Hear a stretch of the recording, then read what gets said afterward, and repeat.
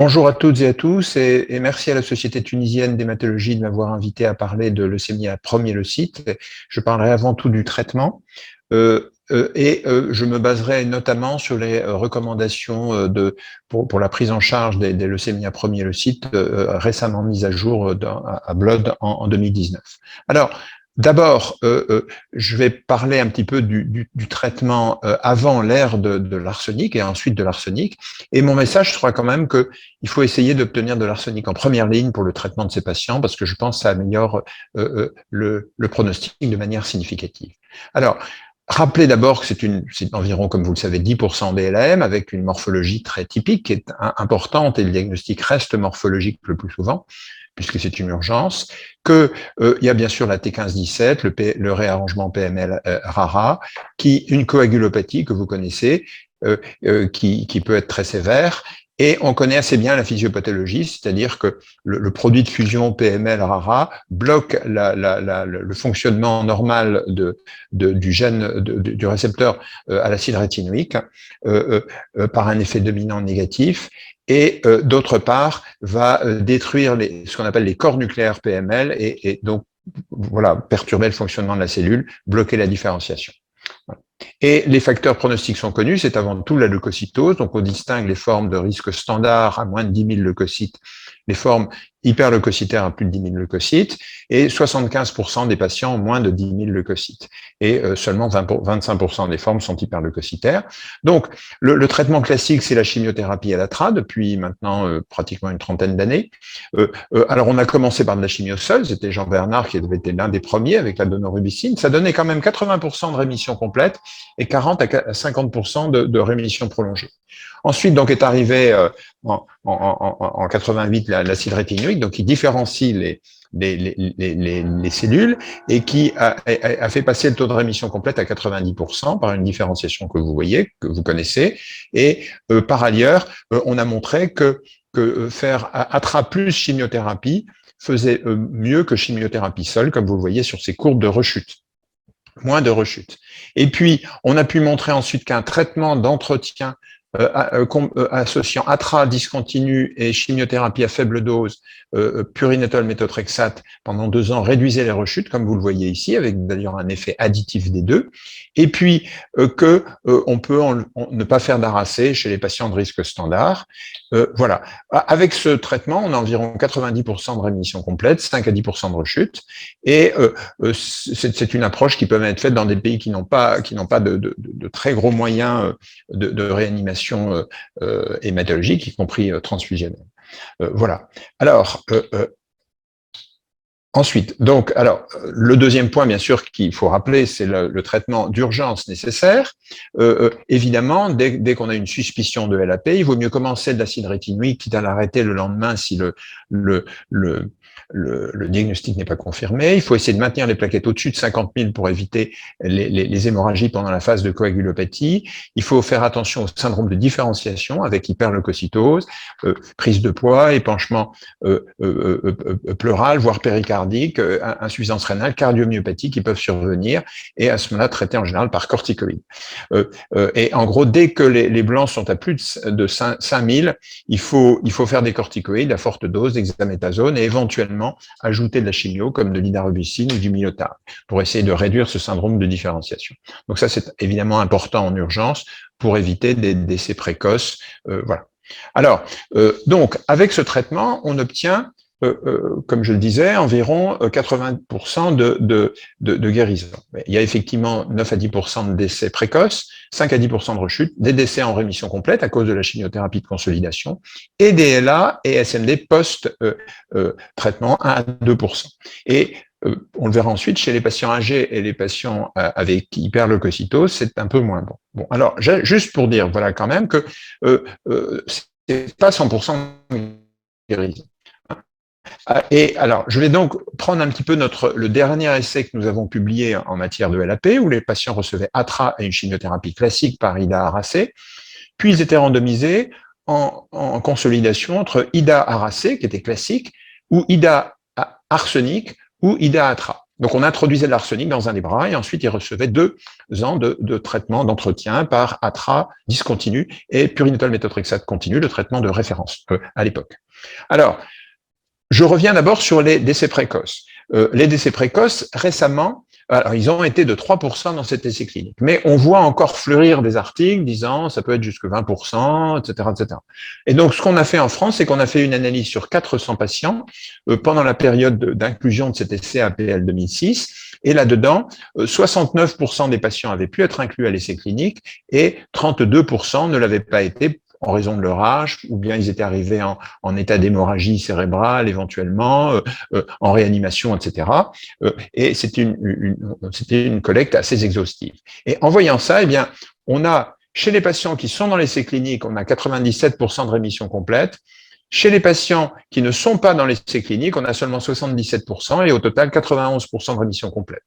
Donc on peut dire qu'un taux de décès précoce de 9% est quelque chose qui est, voilà, à partir du moment où on débute très rapidement de l'ATRA, il y a malheureusement des patients qui vont décéder parce qu'ils vont arriver trop tard, ils vont arriver en état d'hémorragie, etc. Et voilà un peu quelque chose de réaliste. Donc 80%, 11% de rémission complète. Le deuxième point, ce sont les rechutes et notre essai confirme avec une approche sans arsenic qui a environ 5% de rechute, comme vous le voyez dans le bras aracé, IDA aracé ou IDA ATRA comme consolidation. Donc c'est pas 0%. Et puis, des décès en rémission complète, là aussi proche de 5%, parce que ce sont des cures de consolidation intensives avec de l'aracé, voire de l'aracé à forte dose. Donc, ça n'est pas 0%. Et puis, eh bien, dans cet essai, nous avons également 1 à 2% de leucémie induite après la chimiothérapie à l'ATRA. Voilà. Bien. Alors, bon, je passe là-dessus. Alors, les patients âgés faisaient moins bien, et y compris aussi les patients avec hyperleucocytose. Alors, pour les patients âgés, on avait fait une étude avec le groupe espagnol, il y a déjà une dizaine d'années, qui montrait que dès qu'on était en fait, au-dessus de 60 ans, eh bien, le pronostic était nettement moins bon, avec des taux de guérison seulement de l'ordre de 60%, ce qui, pour une leucémie à premier leucyte, est peu. Et ça, c'était lié au décès toxique pendant le traitement de consolidation ou d'entretien. Parce que même purinétol méthotrexate peut entraîner des cytopénies importantes si ça n'est pas surveillé de très près. Et puis, il y a des patients hypersensibles. Voilà. Chez les patients hyperleucocytaires, les courbes de gauche, on voit que les patients qui avaient plus de 10 000 leucocytes en jaune et ceux qui avaient plus de 50 000 en gris, encore plus, rechutaient encore beaucoup quand il n'y avait pas de traitement d'entretien. Le traitement d'entretien sur la droite a amélioré les choses, mais pour autant, il restait quand même chez les hyperleucocytaires environ 20% de taux de rechute. Donc, le traitement d'entretien, c'est vrai, améliore le devenir des hyperleucocytaires, mais ça n'est pas encore 0% de rechute. Voilà. Et voilà, donc je passe un petit peu là-dessus. Alors, voilà un petit peu ce traitement. C'est un état des lieux qui est mieux que dans les autres LAM, mais voilà, je crois qu'on peut faire mieux avec l'acide rétinoïque. Alors, l'acide rétinoïque a d'abord été, l'arsenic a d'abord été utilisé en rechute par nos collègues chinois, 90% de rémission complète chez des patients préalablement traités par ATRA et chimiothérapie, par induction d'une apoptose cellulaire.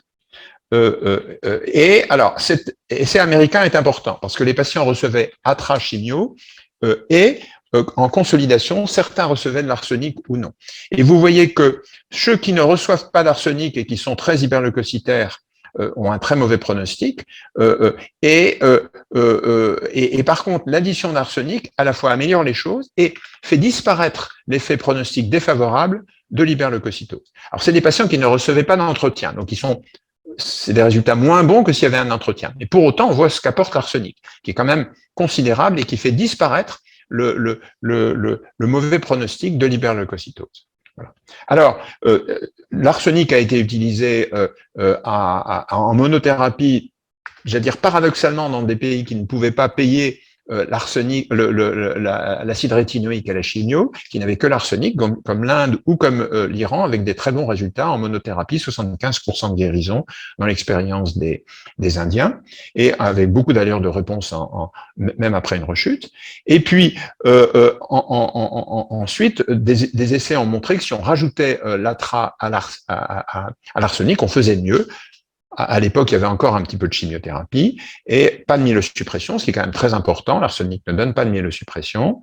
Et voilà. Alors, du coup, nous, on a repris notre essai dont je parlais tout à l'heure avec une randomisation pour la consolidation et vous voyez que le bras arsenic a 0 rechute. Et que même si les autres n'en ont pas énormément, 5%, bien la différence est significative entre le bras avec arsenic et les autres.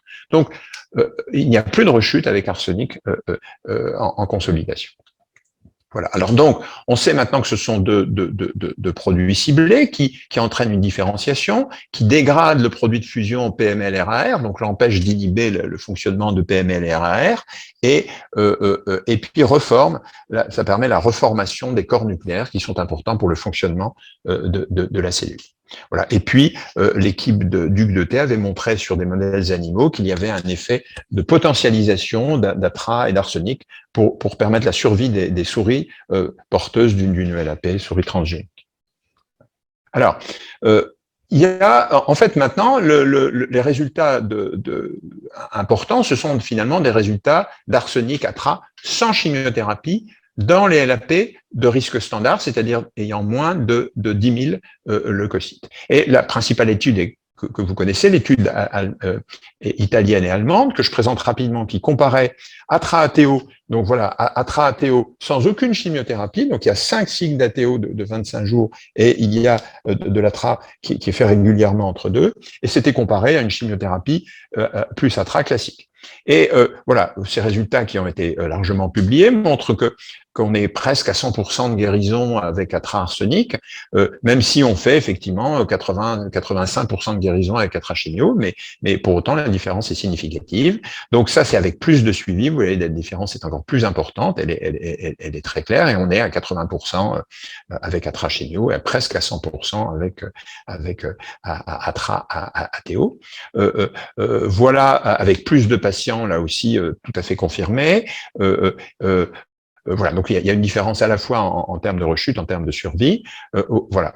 Et je crois que je redétaille pas parce que même si on a des taux effectivement qui sont assez bons avec ATRA chimio, ben on fait mieux avec ATRA arsenic, il y a absolument pas de problème.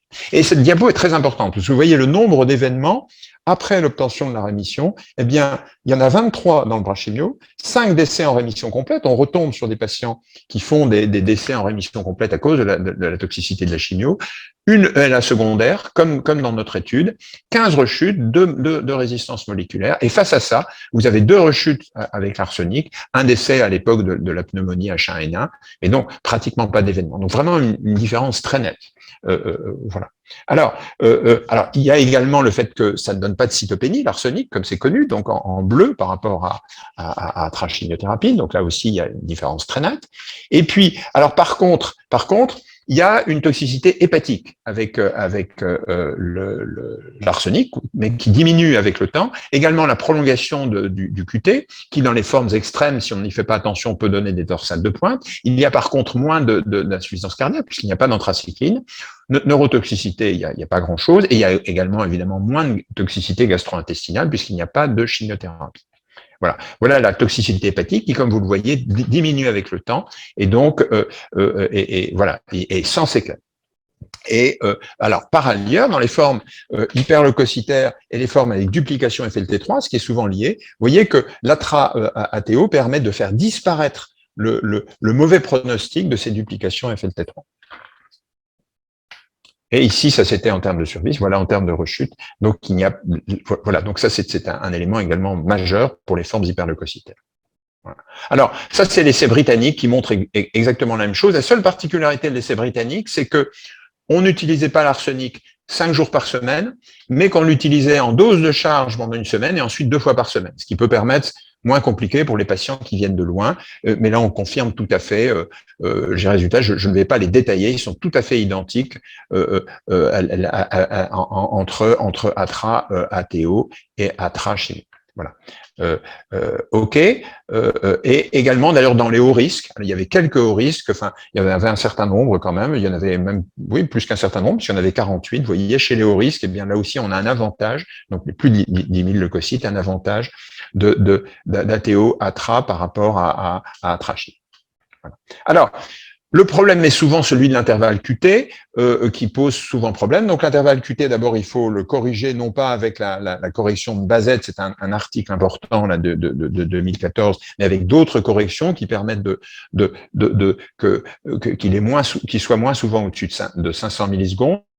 Et donc, il faut se rappeler évidemment que le fait d'avoir une prolongation du QT n'est pas l'équivalent de torsade de pointe, et que, en fait, si on surveille bien les patients, si on les recharge en potassium et en magnésium, eh bien, le nombre d'incidents de troubles de conduction est très rare. Et moi, j'ai jamais vu de torsade de pointe. Donc, ce qu'il faut, ce sont les recommandations, c'est maintenir le potassium au-dessus de 4, maintenir le magnésium au-dessus de 1,8 et ne pas utiliser la correction de Bazette, mais d'autres, par exemple Fredericia. Si on a plus de 500, eh bien, on arrête transitoirement, on recharge en potassium et en magnésium, et dès que ça descend en dessous à 460, on reprend le traitement et on arrive de cette façon à ne pas devoir l'utiliser longtemps. Voilà. Alors, toxicité à long terme, il ne semble pas y en avoir, notamment pas de fibrose hépatique, donc c'est tout. Voilà. Alors juste pour dire maintenant, je reprends aussi l'argument. Donc maintenant, chez les autres patients, les formes de haut risque des patients de moins de 70 ans, eh bien au début, on avait peur que l'arsenic ne suffise pas, donc on avait comparé en consolidation IDA-ARAC et IDA-ARAC-arsenic avec une maintenance. Et puis secondairement, on a arrêté l'ARAC parce que ça ne semblait pas utile. Et après ça, quand on analyse du coup IDA-ARAC ou IDA-arsenic, eh bien, il n'y a pas plus de rechute avec l'arsenic, y compris ces formes hyperleucocytaires. Par contre, il y a eu 9 décès en rémission complète avec l'ARAC, donc 7% contre 0% avec l'arsenic. Donc là encore, on diminue la toxicité tout en ne réduisant pas, en n'augmentant pas le nombre de rechutes, qui d'ailleurs était extrêmement faible. Voilà. Donc, chez les hyperleucocytaires aussi, d'où l'importance de l'arsenic. Et puis chez les sujets âgés, eh bien chez les sujets âgés aussi, on avait eu peur au départ de complètement arrêter la chimio. Donc on faisait en induction IDA-ARAC plus arsenic, et on faisait une cure de consolidation avec 3 jours d'idarubicine et l'arsenic. L'arsenic. Pardon, c'était de l'atra en induction, bien sûr, pas d'arsenic. Et en fait, on a dû arrêter. Secondairement, on a dû réduire la chimio fortement à cause de la toxicité. En réduisant la chimio, bien, on n'a pas augmenté le taux de rechute, mais par contre, on s'est rendu compte qu'au départ, en faisant une consolidation à 3 jours de chimio, on avait 20% de décès en rémission complète qui ont disparu ensuite, alors que le nombre de rechutes n'a pas augmenté. Donc là aussi, chez ces patients, on peut arrêter complètement la chimio et faire atra à arsenic. Voilà. Alors, bon, le registre n'existe plus. Alors actuellement, il y a en fait un essai qui, chez les formes de haut risque, puisque dans les formes de haut risque, on n'a pas démontré de façon randomisée qu'on pouvait se passer de chimio, et qui fait en fait ATO et seulement 2 jours de chimio au départ contre un traitement classique. Je dois dire qu'on n'y inclut pas de patients parce que on préfère faire arsenic ATRA plus 2 jours de chimio, peut-être un 3e si les gens sont hyperleucocytaires au départ, pour réduire le risque de syndrome de différenciation. Puisqu'effectivement, ATRA plus ATO peut donner un syndrome de différenciation important, d'où les corticoïdes et éventuellement de la chimio, et on fait ça 2 ou 3 jours chez les hyperleucocytaires. Et donc, on n'a pas souhaité cette randomisation parce que on est à peu près convaincu que ATO fera mieux que le traitement classique, ou comme il y a encore des rechutes et comme je l'ai dit, des décès en rémission complète. Alors, il y a des fois des patients qui sont très hyperleucocytaires, à plus de 50 000, avec à la fois un risque d'hémorragie et de thrombose également. Donc chez ces patients, l'idée est de faire effectivement ATRA plus chimio et l'arsenic qu'on retarde un petit peu, et la dexaméthasone à forte dose pour éviter un syndrome d'activation. Des patients gardent encore un certain risque, mais voilà, en suivant de très près, on arrive à éviter le décès précoce chez ces patients. Alors, chez les enfants, maintenant, la règle est un petit peu la même. Donc, comme vous le savez, ce type de médicament innovant est souvent difficile à utiliser. Mais vous voyez, par exemple, cet essai américain, publié il n'y a pas si longtemps, avec seulement 82% de guérison chez les enfants, alors que si je passe maintenant, par exemple, cette étude chinoise qui utilise de l'arsenic, eh bien, vous avez pratiquement 100% de guérison. Donc, l'arsenic aussi, chez les enfants, donne de très bons résultats.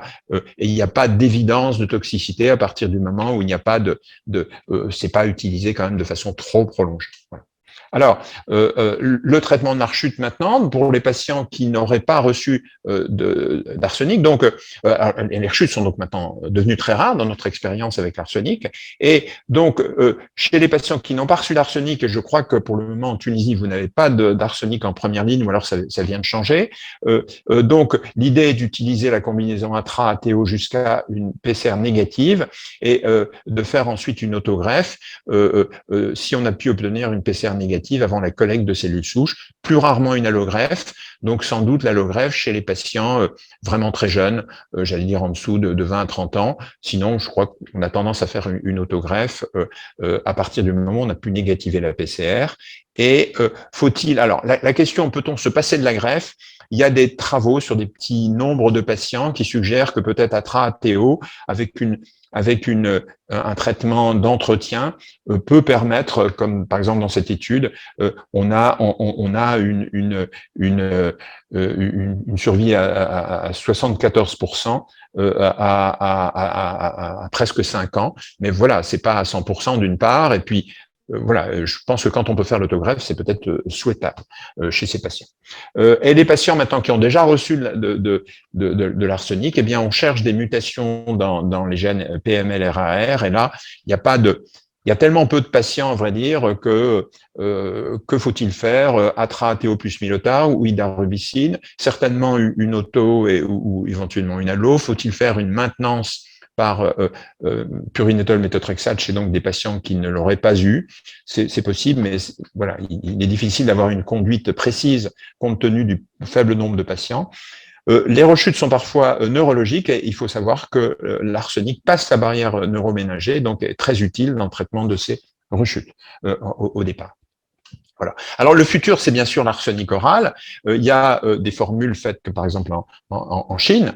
Il y a également le tamibarotène, qui est une forme de rétinoïde d'action plus efficace, qui a l'AMM au Japon dans le traitement d'entretien des LAP, qui semble plus efficace que l'arsenic, que l'acide rétinoïque classique, que pour le moment on n'a qu'en essai clinique. Donc voilà un essai chinois, par exemple, qui compare une forme orale et une forme d'arsenic avec la forme IV, avec des résultats tout à fait similaires. Donc c'est effectivement beaucoup plus simple. Il y a la toxicité est la même.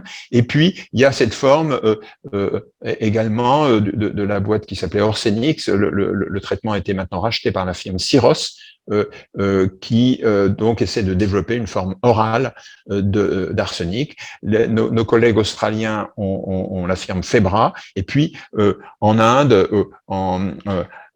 ils ont aussi des formulations qu'ils font eux-mêmes, également en Chine, voilà, mais qui sont pas forcément facilement exportables ailleurs. Voilà un petit peu les choses.